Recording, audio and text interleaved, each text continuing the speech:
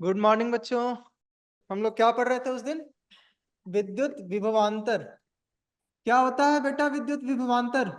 जब हम किसी एक बिंदु से दूसरे बिंदु तक किसी आवेश को लेकर जाते हैं। मान लो यहाँ एक इलेक्ट्रॉन रखा हुआ है। ये पॉइंट ए है, ये पॉइंट बी है। अगर हम यहाँ से यहाँ तक इस आवेश को लेकर जाएंगे तो इसमें हम जो कार्य करेंगे प्रत्येक आवेश के लिए वही विद्युत विभवांतर होगा। यही समझा था ना हमने। इसको V से चिन्हित करते हैं, V से दर्शाते हैं। और ये किसके बराबर होता है? ऐसा कोई भी बल ले लो अनंत से आप। एकांक आवेश को विद्युत क्षेत्र के अंदर किसी निश्चित बिंदु तक लाने की क्रिया को कार्य बिंदु पर विद्युत विभव कहते हैं। ठीक है बेटा, सही, बिल्कुल सही। इसको थोड़ा और सिस्टमेटिक तरीके से लिखेंगे अपन तो ये विभवांतर की परिभाषा बन जाएगी। बहुत अच्छे बेटा। हम लोगों ने क्या किया था? हम लोगों ने एक बल्ब लिया। वो छोटा वाला बल्ब नहीं आता है, कुछ इस तरह से रहता है वो एलईडी बल्ब। उसमें क्या करते हैं, छोटे बचपन में सबने किया होगा ऐसा। उसमें अपन बढ़िया तार लेते हैं और यस ऐसे सर। एक ऐसे बैटरी जो आती है सेल 10 रुपए वाली, उसको जोड़ देते हैं। अगर ऐसे तो क्या होता है, ये बल्ब जलने लगता है। ये तो सबने ही किया होगा। Yes sir. तो इसमें क्या हो रहा होता है, ये जो तार है ये चालक है। और हमने देखा है कि इसी के द्वारा विद्युत धारा प्रवाहित होती है। और विद्युत धारा कब बहती है? जब आवेशों का प्रवाह होता है। Yes sir. और आवेशों का प्रवाह कैसे होता है? हम लोगों ने देखा था कि इलेक्ट्रॉन जो है वो गति करते हैं। कहाँ से कहाँ करेंगे बेटा? इधर ये पॉजिटिव टर्मिनल है, ये नेगेटिव टर्मिनल है। इलेक्ट्रॉन कहाँ से कहाँ जाएंगे? निगेटिव से पॉजिटिव जाएंगे या पॉजिटिव से नेगेटिव जाएंगे? मतलब ये धनात्मक टर्मिनल से ऋणात्मक नेगेटिव की से ओर। पॉजिटिव। हाँ, और विद्युत धारा की दिशा किधर होगी? सर विपरीत दिशा की तरफ। बिल्कुल सही बेटा। तो हमारे जो इलेक्ट्रॉन है, इलेक्ट्रॉन की गति किधर होगी? इधर, ऋणात्मक से धनात्मक की ओर। Yes sir. और जो हमारी विद्युत धारा है वो बहेगी धनात्मक टर्मिनल से ऋणात्मक की ओर। तो ये जो इलेक्ट्रॉन गति करते हैं, ये अपने से तो मूव करेंगे नहीं, अपने से तो गति करेंगे नहीं। इन पे कुछ बल लगाना होगा। तो ये जो हमने बैटरी या सेल लगाया, ये क्या करता है, ये यहाँ पर बहुत सारे धनावेश होंगे इस तरफ, धनात्मक टर्मिनल की ओर। और यहाँ पर ऋणावेश होंगे। तो ये क्या करेंगे, ये जो तार या चालक है इसके ऋणात्मक आवेशों या इलेक्ट्रॉन्स पर बल लगाएंगे। कौन सा? प्रतिकर्षण या आकर्षण? कौन सा बल लगाएंगे? विपरीत आवेश क्या करते हैं एक दूसरे को? आकर्षित या फिर प्रतिकर्षित? आकर्षित। आकर्षित करते हैं। और समान आवेश क्या करते हैं? सर प्रतिकर्षित। तो यहाँ पर क्या हो रहा है, ये समान आवेश हो रहे हैं ना ऋणात्मक टर्मिनल पर। यहाँ ये भी इलेक्ट्रॉन्स हैं, यहाँ ये ढेर सारे इलेक्ट्रॉन होते हैं। तो ये क्या करेंगे, ये इलेक्ट्रॉन्स को प्रतिकर्षित करेंगे। तो इस चालक के माध्यम से ये इलेक्ट्रॉन्स बल्ब में से होते हुए प्रवाहित होंगे। और जब आवेशों का प्रवाह होगा तो हमारे पास विद्युत धारा का भी प्रवाह शुरू हो जाएगा। तो ये जो सेल या बैटरी है ये क्या कर रही है, ये विद्युत विभवांतर प्रोवाइड कर रही है। इससे हमको विद्युत का विभवांतर मिल रहा है जिसके कारण धारा प्रवाहित हो रही है ना। ये समझ में आया ना सबको? Yes sir. तो अब हम इसी को गणित के सूत्र के रूप में कैसे लिखेंगे या कैसे मापते हैं उसकी ओर आते हैं। तो हम लोग इसको और साधारण सिंपल शब्दों में कैसे बोलते हैं कि मान लो हमारे पास कोई बिंदु ए है, कोई बिंदु बी है। तो ए से बी तक किसी भी आवेश को ले जाने में जो कार्य हम करेंगे वही क्या कहलाएगा, उन दोनों बिंदुओं के बीच का विभवांतर कहलाएगा। Yes sir. है ना। जैसे कि पानी का जो उदाहरण हम लोगों ने उस दिन लिया था कि छत पे पानी की टंकी रखी रहती है और उसके बाद नीचे हम लोग नल लगा देते हैं। जैसे ही नल खोलते क्या होता है, पानी बहुत स्पीड से नीचे आता है ना। Yes sir. सेम चीज इधर हो रही है बेटा। यहाँ पर विभव ज्यादा होगा, यहाँ विभव कम होगा। इसकी वजह से क्या होगा, धारा का प्रवाह होगा यहाँ, है ना। Yes sir. तो इसको दर्शाने के लिए हम अंग्रेजी के अक्षर वी, कैपिटल वी, बड़े वी का इस्तेमाल करते हैं। Yes sir. इसे दर्शाते हैं। और अभी हमने क्या समझा था कि कार्य जो करते हैं प्रत्येक आवेश से अगर उसको भाग दे दे मतलब जितना आवेश को आपने गति कराई है, मूव कराया है, उतने उसके मान से अगर भाग दे ये दे बात तो वही हमारे पास विभवांतर का मान आएगा। ठीक है, कार्य बटा आवेश विद्युत यस विभवांतर। सर। सर कार्य बटा प्रभावित आवेश। प्रभावित आवेश, बिल्कुल सही बेटा। जितने आवेश को आपने स्थानांतरित किया है ना। Yes sir. तो आओ अब जल्दी से इसका मात्रक देखते हैं और इसकी परिभाषा लिखते हैं। तो मात्रक आप लोग बताओ क्या होना चाहिए। जूल या फिर कोलाम। जूल या फिर कूलाम नहीं बेटा, जूल बटा कूलाम। Yes sir. है ना, क्यों? क्योंकि V बराबर क्या है, W बटा Q। यहाँ पर W हमारे पास क्या था, कार्य। कार्य। कार्य का मात्रक क्या होता है, जूल। जूल। और ऊर्जा का क्या होता है बेटा, ऊर्जा का मात्रक भी जूल ही होता है। हाँ बिल्कुल सही बेटा, शाबाश। तो अभी फिलहाल हम लोग वापस इस पर आते हैं। तो इसका मात्रक क्या बन जाएगा, जूल बटा कूलाम बटे बनेगा, कोलाम। बनेगा ना। Yes sir. तो कितना मतलब ये थोड़ा अटपटा लग रहा है नहीं, हर बार हम लोग हर चीज को छोटा कर देते हैं। हमने देखा था कि जब I बराबर Q बटा T था, यानी आवेश बटा समय विद्युत धारा, तो हमने उसको एम्पियर बोल दिया। इधर हमने इसी तरह से मतलब हम इसको भी तो छोटा कर सकते हैं ना। तो जूल बटा कूलाम, इसको हम लोग क्या करेंगे, एक वैज्ञानिक थे अलेसांद्रो वोल्टा, उन्होंने इस पर बहुत काम किया था। वोल्टेज कैसे वेरी करता है, मतलब कैसे बदलता है, विभवांतर में क्या क्या अंतर आते हैं, अभी आगे हम लोग देखेंगे। तो उन्होंने बैटरी भी बनाई थी, सेल। तो उन्हीं के सम्मान में इस जूल बटा कूलाम को हम लोग क्या बोलते हैं, वोल्ट। तो इसका मात्रक SI मात्रक वोल्ट हो जाता है ना। जूल प्रति कूलाम बराबर वोल्ट। तो जैसे हम लोग विद्युत धारा के लिए एम्पियर का इस्तेमाल करते थे, वैसे ही हम लोग यहाँ वोल्ट का इस्तेमाल करेंगे। तो इसे कैसे दर्शाते हैं, या तो आप ऐसे वोल्ट लिख दो। सर वी से। हाँ, V से दर्शाते हैं, इसका चिन्ह V भी होता है।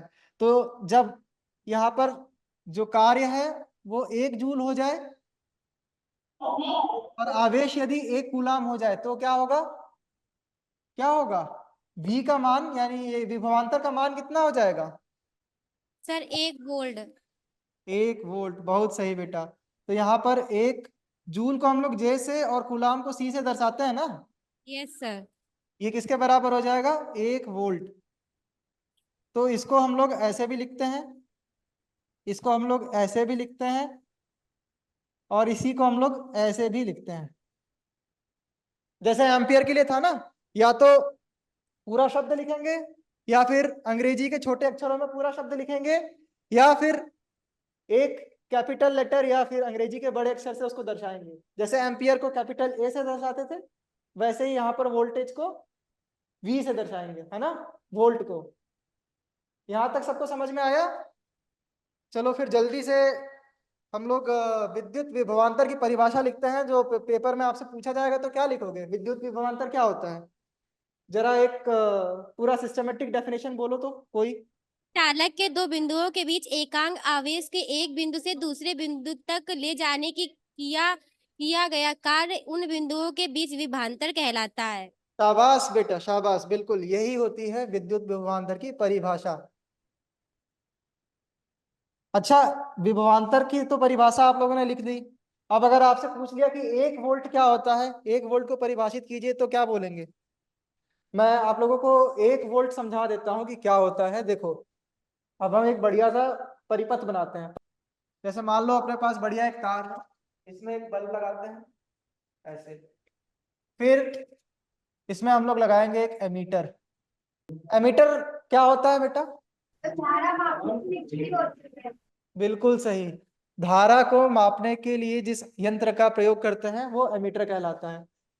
अच्छा, अभी हम लोगों ने धारा तो पढ़ ली थी, अभी अभी विभवांतर पढ़ा है। विभवांतर को माप सकते हैं कि नहीं, यस सर। तो विभवांतर को मापने वाले यंत्र को क्या बोलेंगे। Sir volt meter. बहुत सही। तो मान लो मेरे पास 2 बिंदु हैं, एक ये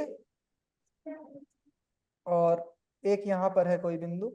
ठीक है, इन दोनों बिंदुओं के बीच का मुझे विभवांतर नापना है। तो यहाँ क्या करूंगा मैं, यहाँ एक वोल्ट मीटर लगा दूंगा। ये अमीटर का निशान है, ये वाला है ना। गोला बनाते हैं, उसके बीच में ए लिख देते हैं। उसी तरह से गोला बना के जब हम वी लिख देते हैं तो वो वोल्ट मीटर को दर्शाता है। ठीक है, अभी इन चिन्हों को हम लोग समझेंगे। तब तक के लिए आप इसको देखो कि मतलब एक परिपथ बनाया है मैंने। तो जब भी परिपथ में किसी तार के अलोंग, तार में हमको अगर नापना हो कि धारा का प्रवाह कितना हो रहा है, तो उसमें श्रेणी क्रम में सीरीज में हम एमीटर जोड़ते हैं, यानी उसी तार के साथ। तो हमारे पास ये तार था, ये चालक तार था, इसमें विद्युत धारा का प्रवाह हो रहा था। ठीक है, तो इसमें हमने श्रेणी क्रम में एमीटर जोड़ दिया है, और इसी के साथ हम पार्श्व क्रम या समानांतर क्रम जो होता है, इसमें हम वोल्ट मीटर जोड़ते हैं। ठीक है, ये अभी सिंबल्स मैं आपको सभी समझाऊंगा कुछ ही देर में। तो मान लो हमारे पास दो बिंदु थे ए और बी। तो जब इस बल्ब को हम लोग लेकर चलते हैं, तो जब यहां से एक कूलम आवेश का प्रवाह होगा, ठीक है, कितना, एक कूलम, और यहां पर जो कार्य हम लोग कर रहे हैं उसकी वैल्यू, उसका मान यदि 1 जूल हो जाए, तो ये जो विभवांतर आएगा V, ये कितना हो जाएगा? 1 वोल्ट। 1 वोल्ट, बहुत सही बेटा। तो यहाँ पर ये 1 वोल्ट के बराबर होगा, है ना। यहाँ ध्यान देना आप लोग, ये वाला जो V है ना, ये वाला, ये विभवांतर को दर्शाने के लिए है, और ये वाला जो V है, ये मात्रक को दर्शाने के लिए है। ठीक है। Yes sir. 1 वोल्ट क्या होता है?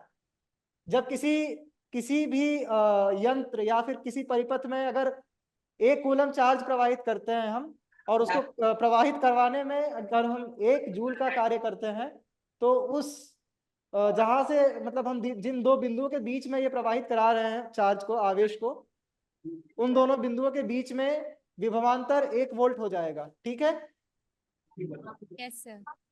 1 वोल्ट समझ में आ गया सबको? Yes sir. और यहीं पर एक चीज, ये मैंने वोल्ट मीटर नया वो किया है इसमें इंट्रोड्यूस, तो वो भी आपको बता देता हूँ। विभवांतर को मापने के लिए आप लोगों ने एमीटर और वोल्ट मीटर देखा है क्या? किसी ने देखा हो तो बताओ।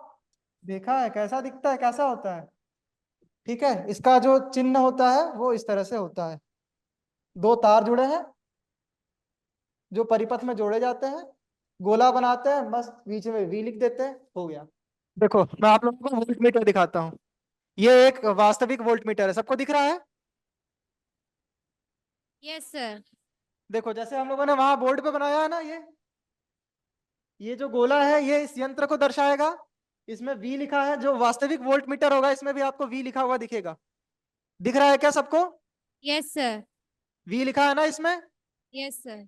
और इसमें एक स्केल बना होता है जहां से हमको मान मिलता है कि कितना विभवांतर है। इन दो, ये जो दो टर्मिनल दिख रहे हैं आपको, एक लाल एक काला, इसमें एक लाल एक काला टर्मिनल दिख रहा होगा, इसमें दिख रहा है।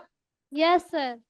यही दो टर्मिनल्स को तारों के माध्यम से, चालकों के माध्यम से परिपथ में जोड़ते हैं।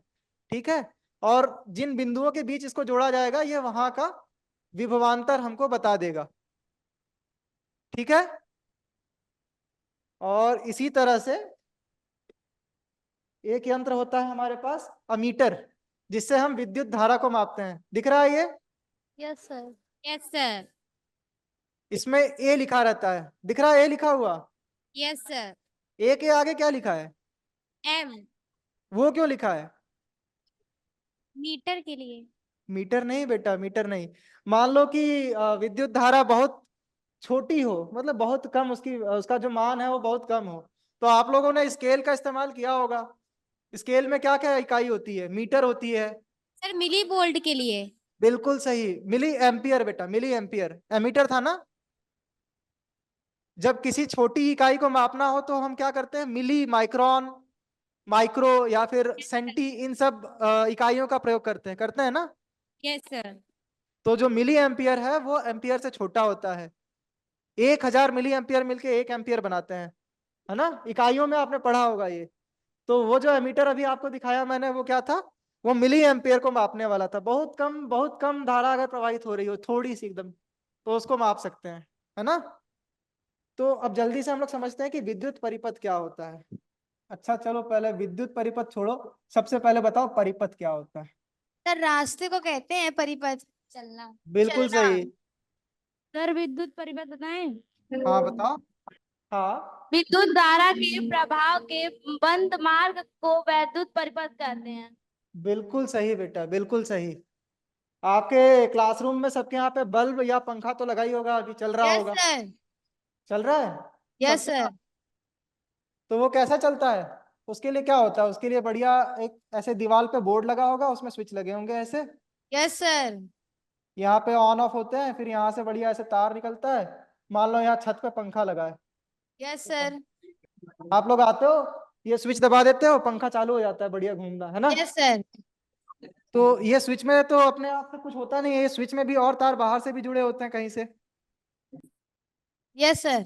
ये तार आते हैं, ऐसे है मीटर, मीटर से ऐसे तार निकलता है, वो घर के बोर्ड में आता है। तो अपन क्या होगा, बटन दबाया, आए भैया क्लास में बटन दबाया, पंखा चालू हो गया। तो आपने देखा होगा कि जब भी पोल पर से या खंबे पर से लाइट आती है, चाहे वो मीटर में आए चाहे सीधे घर में आ जाए, उसमें ज्यादातर दो तार आते हैं हमारे घरों में, है ना। Yes sir.